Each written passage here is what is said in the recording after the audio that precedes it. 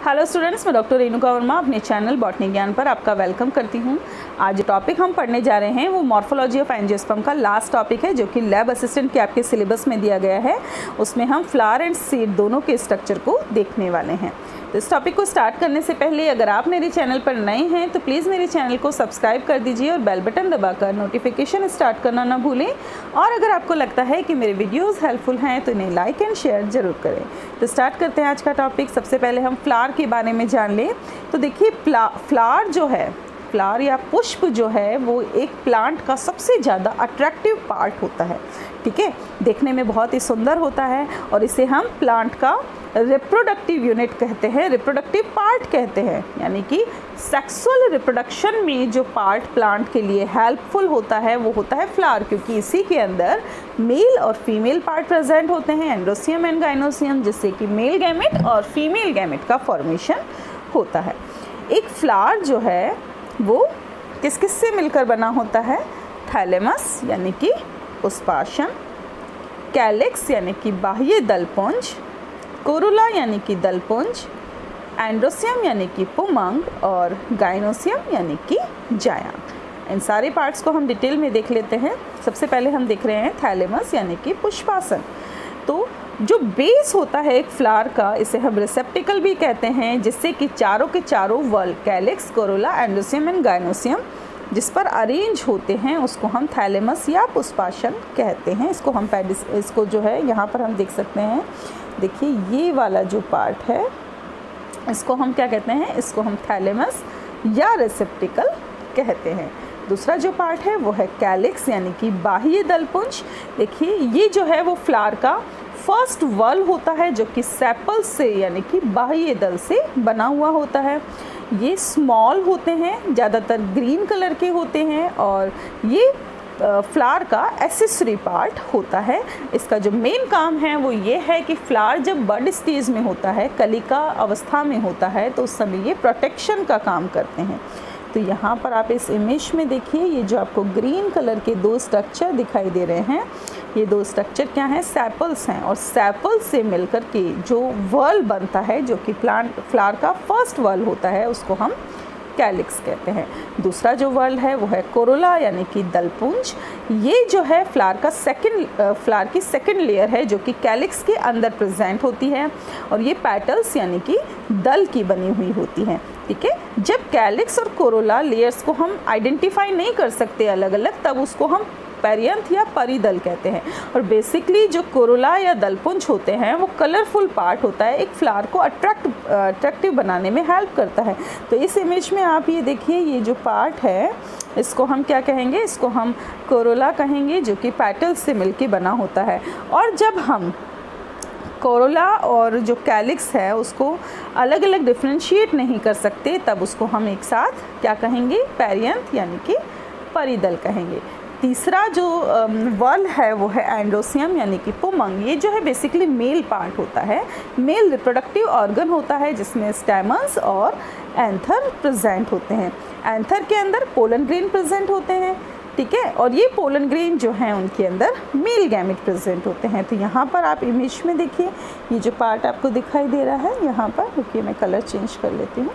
ये दिखाई दे रहा है आपको येलो वाला पार्ट, ये इसको हम क्या कहते हैं? इसको एंड्रोसियम कहते हैं। कुछ इस तरीके की इमेज जो है होती है, इसको हम एंथर कहते हैं और इसको फिलामेंट कहते हैं। तो ये जो पार्ट है उसको हम मेल पार्ट या एंड्रोसियम कहते हैं। और फोर्थ जो वर्ल है, जो कि सबसे अंदर प्रेजेंट होता है, वो फीमेल रिप्रोडक्टिव पार्ट होता है, जो कि स्टिग्मा, स्टाइल और ओवरी से मिलकर के बना होता है। ठीक है, ओवरी जो है उसमें ओव्यूल्स पाए जाते हैं और ओव्यूल्स के अंदर फीमेल गैमेट प्रेजेंट होते हैं। तो यहाँ पर आप देखिए, जो सेंटर में पार्ट दिखाई दे रहा है, ये वाला जो पार्ट है वो जो है गाइनोसियम है। कुछ इस तरीके की इमेज गाइनोसियम की होती है। मैं यहाँ पर डायग्राम से आपको समझा दूँ। फर्स्ट पार्ट ऊपर का स्टिग्मा होता है, बीच वाला पार्ट स्टाइल कहलाता है और सबसे नीचे वाला पार्ट ओवरी कहलाता है और ओवरी के अंदर ओव्यूल प्रेजेंट होते हैं। तो ये जो है सबसे सेंटर में प्रेजेंट होता है और ये फीमेल रिप्रोडक्टिव पार्ट होता है। तो फ्लावर स्ट्रक्चर आई होप आपको अच्छे से क्लियर हो गया। अब हम फ्रूट यानी कि फल का स्ट्रक्चर भी थोड़ा सा देख लेते हैं। तो फ्लावरिंग प्लांट जितने होते हैं यानी कि जिनमें फ्लावर डेवलप होते हैं, उनका कैरेक्टरिस्टिक फीचर है कि उसके अंदर फ्रूट भी डेवलप होता है। फ्रूट होता क्या है? फ्रूट फर्टिलाइजेशन के बाद जो ओवरी है वो राइपन हो जाती है, परिपक्व हो जाती है, तो उसको हम फ्रूट कहते हैं। तो बेसिकली जो हमने गाइनोसियम का पार्ट देखा था, उसमें जो बेसल सोलन पार्ट था जो कि ओवरी थी, वो फर्टिलाइजेशन के बाद पक कर फल का निर्माण करती है। एक फ्रूट जो कि विदाउट फर्टिलाइजेशन डेवलप होता है। देखिए, हमने बेसिकली कहा कि फल या फ्रूट वो होता है कि जो फर्टिलाइजेशन के बाद ओवरी के राइपन होने पर डेवलप होता है, लेकिन अगर कोई फ्रूट जो है वो विदाउट फर्टिलाइजेशन डेवलप हो रहा है तो उसको हम पार्थेनोकार्पिक फ्रूट या अनिषेक फल कहेंगे। ठीक है, जनरली जो फ्रूट है वो 3 लेयर के बने हुए होते हैं। एपिकार्प जो कि सबसे बाहर की लेयर होती है, बाह्य फल भित्ति कहते हैं। मिडिल में मेसोकार्प यानी कि मध्य फल भित्ति होती है, और सबसे अंदर की तरफ जो है एपिकार्प, इनर एपिकार्प प्रेजेंट होती है, जिसे हम एंडोकार्प या अंतः फल भित्ति कहते हैं। यहाँ पर देखिए, ये सबसे बाहर की जो लेयर है, ये सबसे बाहर की लेयर क्या कहलाती है? ये देखिए, ये बाहर की लेयर कहलाती है एक्सोकार्प। ठीक है, इसके जो फ्लैशी पार्ट होता है जो हम खाते हैं किसी फ्रूट का, वो होता है मेसोकार्प या मध्य फल भित्ति, और सबसे इंटरनल पार्ट जो है जिसके अंदर सीड प्रेजेंट होता है उसको हम एंडोकार्प या अंतः फल भित्ति कहते हैं। कुछ फ्रूट्स जैसे कि हम बात करें मैंगो की, कोकोनट की, तो ऐसे जो फ्रूट्स होते हैं उनको हम ड्रूप कहते हैं। ये सिंगल सीडेड होते हैं यानी कि एक ही बीज इनमें प्रेजेंट होता है, और ये जो है मोनोकार्पिलरी सुपीरियर ओवरीज से डेवलप होते हैं। ठीक है, और ये जो फ्रूट हैं इनमें जो बाहर का जो छिलका होता है, जो बाह्य फल भित्ति या एपिकार्प होती है, वो थिन होती है। मेसोकार्प यानी कि जो मध्य फल भित्ति है वो फ्लैशी होती है, और जो सबसे अंदर की एंडोकार्प या अंतः फल भित्ति होती है वो स्टोनी और पत्थर जैसी हार्ड होती है। अब जो है हम बात करेंगे सीड की, यानी कि बीज कैसे होते हैं। देखिए, जब एक फ्लावर फर्टिलाइज होता है तो मैंने आपको बताया कि ओवरी जो है वो तो फ्रूट में डेवलप हो जाती है। इससे पहले हमने देखा था कि ओवरी के अंदर ओव्यूल पाए जाते हैं। जो ओव्यूल हैं वो एक फ्रूट के सीड को डेवलप करते हैं, सीड के रूप में डेवलप होते हैं। तो आपको ये क्वेश्चन अच्छे से ध्यान रखना है कि फर्टिलाइजेशन के बाद ओवरी फ्रूट में डेवलप होती है, और जो ओव्यूल है वो सीड के अंदर डेवलप होते हैं। एक सीड जो है उसमें सीड कोट और एक एम्ब्रियो प्रेजेंट होता है। एम्ब्रियो जो है उसमें रेडिकल, एक एम्ब्रियोनल एक्सिस और 1 या 2 कॉटिलिडन्स प्रेजेंट होते हैं, और कॉटिलिडन के बेस पर ही फ्लावरिंग प्लांट को हम मोनोकॉटिलिडनरी यानी कि एक बीजपत्री और डाइकॉटिलिडनरी यानी कि द्विबीजपत्री कहते हैं। तो यहाँ देखिए, ये जो है एक बीज की इमेज है। तो यहाँ पर अगर आप देखेंगे तो सबसे बाहर का जो पार्ट है उसको सीड कोट कहते हैं। अंदर हमने जो बात की थी कि इसमें क्या क्या प्रेजेंट होता है, रेडिकल, प्लूम्यूल, हाइपोकोटाइल, जिसको अगर हम एक साथ देखें तो ये क्या कहलाता है, एम्ब्रियो कहलाता है। तो यहाँ पर एक क्वेश्चन और आपका बनता है कि एक प्लांट में एम्ब्रियो के मेन पार्ट कौन कौन से होते हैं। तो एम्ब्रियो के जो मेन पार्ट हैं वो है प्लूम्यूल, रेडिकल एंड हाइपोकोटाइल। ठीक है, तो ये बीज का इमेज है। अब हम बात करें मोनोकॉटिलिडनरी यानी कि एक बीजपत्री बीज की। तो एक बीजपत्री बीज जो हैं वो एंडोस्पर्मिक होते हैं ज़्यादातर, कुछ नॉन एंडोस्पर्मिक भी होते हैं, यानी कि ऐसे बीज होते हैं जिनमें एंडोस्पर्म या भ्रूणपोष प्रेजेंट होता है ज़्यादातर में, और कुछ ऐसे होते हैं जो अभ्रूणपोषी या ऐसे बीज होते हैं जिनमें एंडोस्पर्म या भ्रूणपोष प्रेजेंट नहीं होता। जैसे कि आप इमेज में देखेंगे, मक्का जो है यहाँ पर दिखाई दे रहा है, ये जो पार्ट है पूरा वाला पार्ट, ये क्या है, एंडोस्पर्म है, यानी कि एक भ्रूणपोषी बीज है। जैसे कि हम बात करें मक्का की, मक्का में अगर हम बात करें तो जो सीड कोट होता है वो फ्रूट वॉल के साथ ही फ्यूज़ हो जाता है। ठीक है, इसमें एक बल्कि एंडोस्पर्म प्रेजेंट होता है। इसे हम यहाँ पर इमेज में देखिए, ये इमेज में जो जिस सीड का डायग्राम है एक्चुअली वो मक्का का ही है। तो इसमें आप देखिए एंडोस्पर्म काफ़ी बल्क है, सीड कोट और फ्रूट वॉल जो है आपस में एक दूसरे से फ्यूज़ हो जाती है।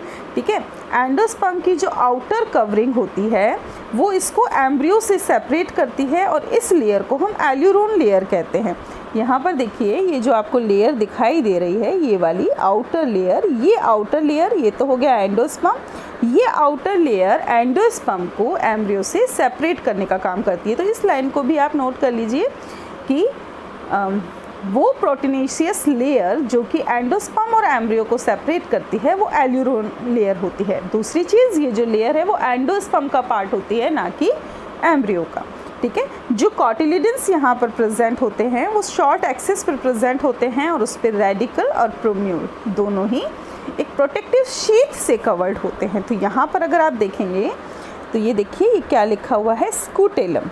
स्कूटेलम यानी कि ये कॉटिलिडन होते हैं जिन्हें हम बीजपत्र कहते हैं। जो एक बीजपत्री पौधे होते हैं उनके हम बीजपत्र को स्कूटेलम कहते हैं। ठीक है, प्लूम्यूल यानी कि प्रांकुर, प्लूम्यूल के ऊपर की जो कवरिंग होती है, प्रोटेक्टिव कवरिंग, उसको हम कहते हैं कॉल्यूप्टाइल यानी कि प्रांकुर चोल। नीचे की तरफ देखिए, रेडिकल यानी कि मूलांकुर। मूलांकुर के ऊपर जो कवरिंग प्रेजेंट होती है, ये कवरिंग जो दिखाई दे रही है, उसको हम कहते हैं कोलियोराइजा या मूलांकुर चोल। तो अगर इमेज आती है किसी सीड की और आपसे ये पूछा जाता है कि वो एक बीजपत्रिका है या द्विबीजपत्रिका, तो आइडेंटिफिकेशन के लिए 3 चीज़ें आपको ध्यान रखनी है। फर्स्ट, एल्यूरोन लेयर प्रेजेंट है या नहीं। सेकंड, आप देख सकते हैं स्कूटेलम वर्ड अगर उसमें लिखा हुआ है तो वो एक बीजपत्री है। और आप ये दोनों जो कवरिंग है, कोलियोराइजा और कोलियोप्टाइल, इनको देख करके ये आइडेंटिफाई कर सकते हैं कि ये मोनोकोटिलिडनरी बीज है, सीड है या डाइकोटिलिडनरी।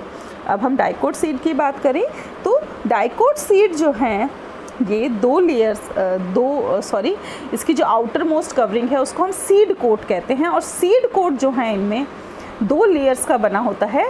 जो बाहर की लेयर होती है उसको हम टेस्टा कहते हैं और जो इनर लेयर होती है उसको हम टैगमेन कहते हैं। यहाँ पर सीड जो हैं उसमें हाइलम प्रेजेंट होता है जो कि सीड कोट पर एक स्कार या निशान के रूप में दिखाई देता है।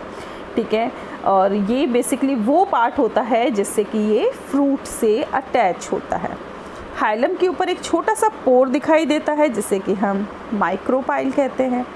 एक डाइकोट सीड जो है उसमें एक एम्ब्रियोनल एक्सिस होती है, 2 कॉटिलिडन होते हैं जो कि फ्लैशी होते हैं और उनमें फूड प्रेजेंट होता है। तो यहाँ पर अगर आप देखेंगे तो ये जो पार्ट दिखाई दे रहा है ये तो इसका एम्ब्रियो हो गया, ये और ये जो हैं इसके कार्टिलेडन हो गए, और ये जो बाहर ब्राउनिश पार्ट दिखाई दे रहा है इसकी जो आउटर कवरिंग है वो इसका सीड कोट हो गया।